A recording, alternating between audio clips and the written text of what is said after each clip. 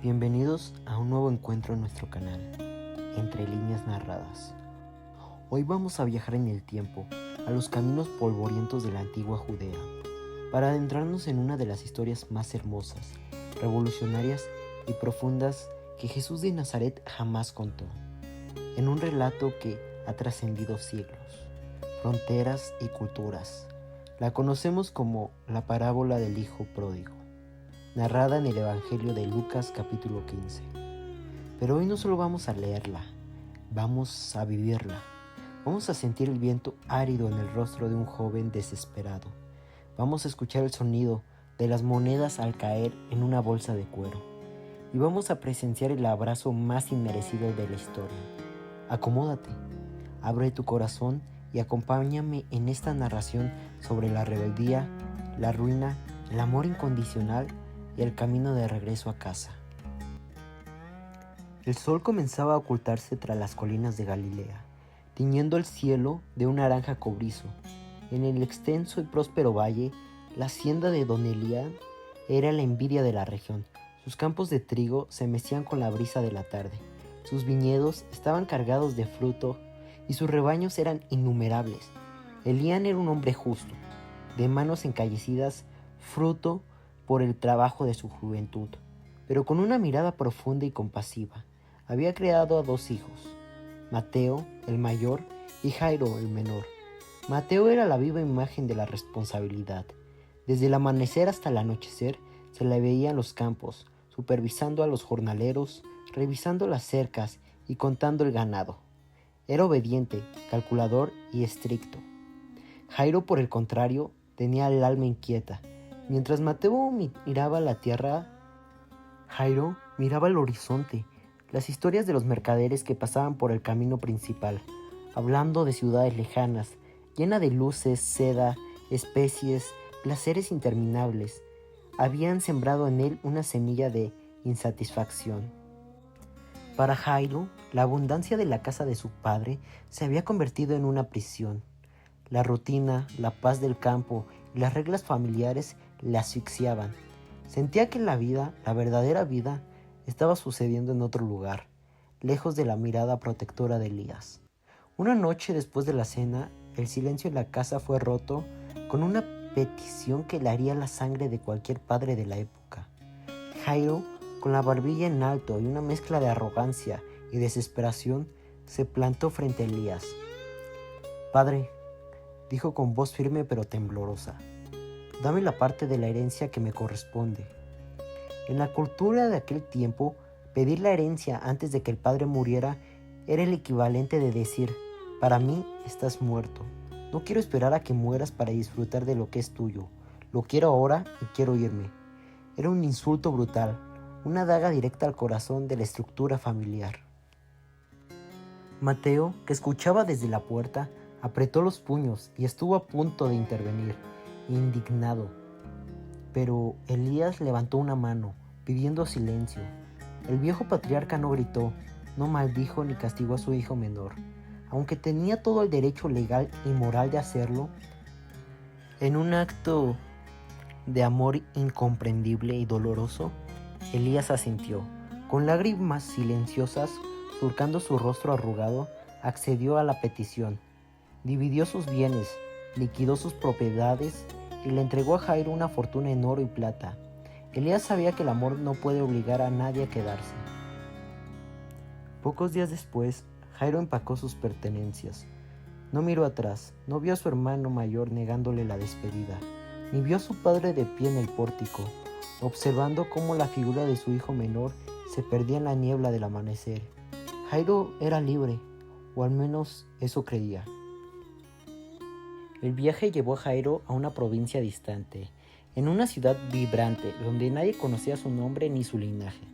Era una ciudad que nunca dormía, un laberinto de mercados exóticos, tabernas bulliciosas y palacios ostentosos. Al llegar con las bolsas pesadas de oro, Jairo fue recibido como un rey.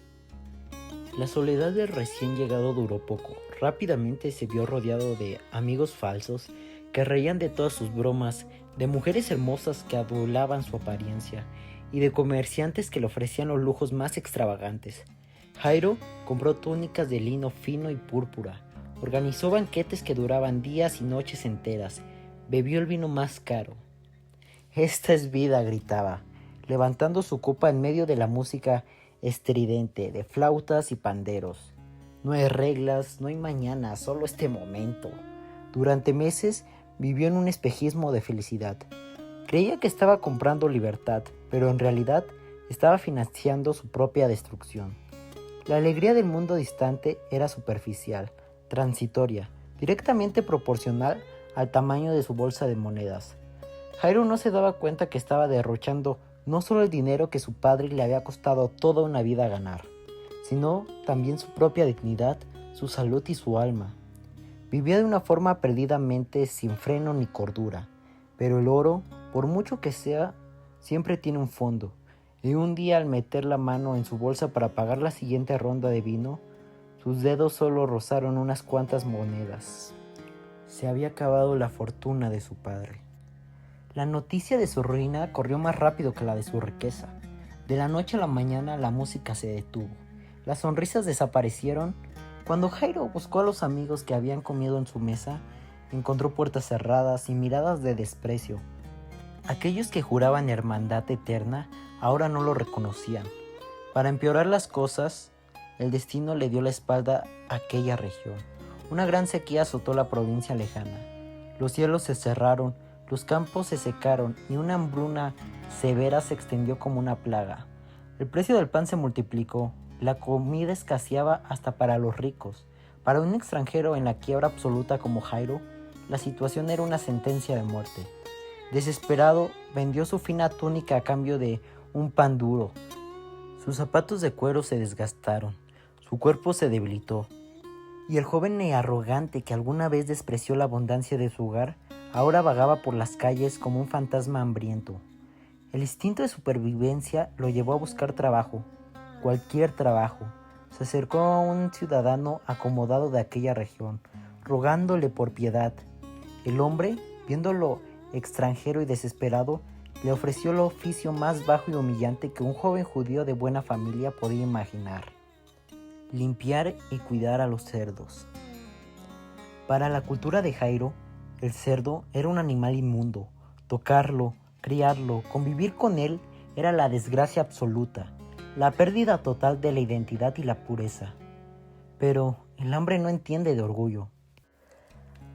Jairo se encontró a sí mismo en medio de un lodazal, bajo un sol abrasador, apestando estiércol y miseria. Su cuerpo estaba demacrado, sus ropas eran harapos rasgados. Lo más desgarrador no era el olor ni el trabajo en sí, era el dolor agudo en su estómago.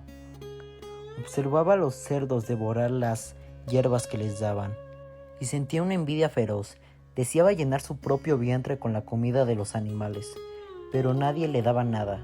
Había tocado fondo. Estaba en el abismo de la indignidad, rodeado de cerdos, abandonado por el mundo, consumido por el hambre. Fue allí donde en el fango, con las manos sucias y el corazón destrozado, donde ocurrió el milagro más grande de esta historia. Lucas 15 dice que el joven volvió en sí. Fue un despertar brutal, como si el velo se hubiera rasgado de sus ojos. El ruido de los cerdos gruñendo pareció desvanecerse, y en su mente se proyectó una imagen clara, nítida y dolorosa. El campo de su padre recordó el olor a pan recién horneado por las mañanas. Recordó a los jornaleros, los trabajadores de rango más bajo en la hacienda de su padre, riendo mientras comían porciones de abundante pan. ¿Cuántos jornaleros en la casa de mi padre tienen abundancia de pan? Y yo aquí parezco de hambre, dijo en voz alta. Su voz sonó ronca, rota por la sequedad de su garganta. No fue solo un cálculo económico, fue un reconocimiento de su propia insensatez. El espejismo se había roto por completo. Jairo comprendió que había cambiado el amor genuino por ilusiones baratas. En ese lodazal tomó una decisión que cambiaría su destino. Se levantó lentamente, sacudiéndose el lodo de las rodillas. Me levantaré e iré a mi padre, se dijo a sí mismo, ensayando en su mente las palabras de su redención. Y le diré: Padre, he pecado contra el cielo y contra ti. Ya no soy digno de ser llamado tu hijo. Hazme como a uno de tus jornaleros. No esperaba ser restaurado como hijo. Creía que había roto ese lazo para siempre. Su esperanza no era recuperar sus privilegios. Su única esperanza era sobrevivir. Sabía que su padre era un hombre justo y creía que tal vez, solo tal vez, le permitiría dormir en los establos y ganar su pan trabajando de sol a sol. Con esa frágil esperanza y con el discurso de arrepentimiento clavado en la mente, emprendió el largo, humillante y agotador camino de regreso. El viaje de vuelta fue una tortura física y emocional. Cada paso hacia Galilea estaba cargado de miedo, vergüenza y arrepentimiento. Jairo caminaba descalzo, apoyado en una vara, temblando por la debilidad. ¿Qué le diría la gente del pueblo? ¿Le lanzaría piedras como dicta la ley antigua para el hijo rebelde? ¿Se negaría a su padre a recibirlo, ordenando a los siervos que lo echaran de la propiedad? Mientras tanto, en la hacienda, el tiempo no había curado las heridas de Elías. Desde el día que su hijo partió, el viejo padre había adquirido una rutina melancólica. Cada tarde, cuando el trabajo terminaba y el sol comenzaba a descender, Elías subía a la azotea de su casa o caminaba hasta el borde del camino principal y miraba hacia el horizonte. Buscaba en la distancia cualquier silueta, cualquier señal. Su amor nunca había dejado de esperar. Una tarde, mientras la brisa levantaba el polvo del camino, Elías vio a lo lejos una figura encorvada. No vestía las túnicas finas con las que se había ido, sino harapos. Caminaba arrastrando los pies. Cualquier otra persona habría visto a un vagabundo, un mendigo digno de lástima. Pero los ojos del amor ven más allá de las apariencias. Aún estando lejos, Elías reconoció la forma de caminar, reconoció la silueta de su hijo menor. Lo que sucedió a continuación desafió todas las normas sociales, culturales y etiquetas del Medio Oriente antiguo. Un patriarca anciano, rico, respetado, no debía correr. Correr implicaba levantarse la túnica y mostrar las piernas, lo cual era considerado una deshonra, una humillación pública. Pero a Elías no le importó el honor, ni el qué dirán de los vecinos, ni la dignidad de su posición. Elías se recogió la túnica y comenzó a correr. Corrió por el camino de tierra, levantando polvo, con el corazón latiendo desbocado en su pecho, impulsado por una compasión que desbordaba su alma. Jairo, al ver que alguien se acercaba corriendo, se detuvo asustado. Cuando reconoció a su padre, cayó de rodillas abrumado por el peso de su propia culpa. Elías no frenó, se arrojó sobre su hijo arrodillado. No le importó el olor a cerdo, no le importó la suciedad, ni los harapos llenos de parásitos. Cayó sobre su cuello y lo besó repentinamente. Lloraba de alegría, abrazando a aquel muchacho roto como si fuera el tesoro más grande del universo. Jairo, asfixiado por el llanto y el impacto de aquel amor inmerecido, comenzó a recitar el discurso que había practicado 1000 veces en el camino. Padre, he pecado contra el cielo y contra ti, y ya no soy digno de ser llamado tu hijo. Pero el padre ni siquiera dejó terminar. No dejó que llegara la parte, haz como uno de tus jornaleros. Para Elías, Jairo nunca dejó de ser su hijo. Rápidamente, el padre se giró hacia los siervos que habían salido corriendo tras él, asombrados por la escena. «Sacad el mejor vestido, el más rápido y vestirle», ordenó el padre con voz fuerte y jubilosa. «Poned un anillo en su mano y calzado en sus pies, y traed el becerro más gordo y matadlo, y comamos y hagamos fiesta, porque este es mi hijo muerto era, y ha revivido, se había perdido y es hallado». La transformación fue inmediata. El mejor vestido, la túnica del propio padre cubrió su vergüenza. El anillo con el sello familiar en su dedo le devolvió la autoridad y la identidad de hijo. Las sandalias en sus pies declararon que ya no era un esclavo, sino un hombre libre. El pasado quedó borrado en un instante de gracia abrumadora. La hacienda, antes silenciosa, estalló en preparativos, música, danzas y una alegría incontrolable. Mientras la fiesta comenzaba y la casa se llenaba de júbilo, Mateo, el hermano mayor, regresaba del campo. Estaba cansado, cubierto de sudor de una larga jornada de trabajo obediente. Al acercarse a la casa escuchó la música de flautas y el sonido de las danzas. Extrañado, llamó a uno de los criados. «¿Qué es todo este alboroto? ¿Qué está pasando?», preguntó Mateo. «Tu hermano ha venido y tu padre ha hecho matar al becerro gordo por haberle recibido bueno y sano». En lugar de alegría, el corazón de Mateo se llenó de un veneno oscuro. El resentimiento, la ira le subió al rostro. Se negó rotundamente a entrar a la casa. Para él, aquello era una injusticia intolerable. Él había hecho todo bien, había respetado las reglas, había trabajado bajo el sol ardiente sin quejarse, mientras su hermano había destrozado la familia y despilfarrado la fortuna con rameras. ¿Y ahora le hacían una fiesta? Al enterarse de que Mateo no quería entrar, el padre, demostrando una vez más su increíble humildad, salió a buscarlo. Salió de la fiesta, dejó a sus invitados y fue a rogarle a su hijo mayor. Mateo explotó toda la frustración acumulada de años de obediencia rígida.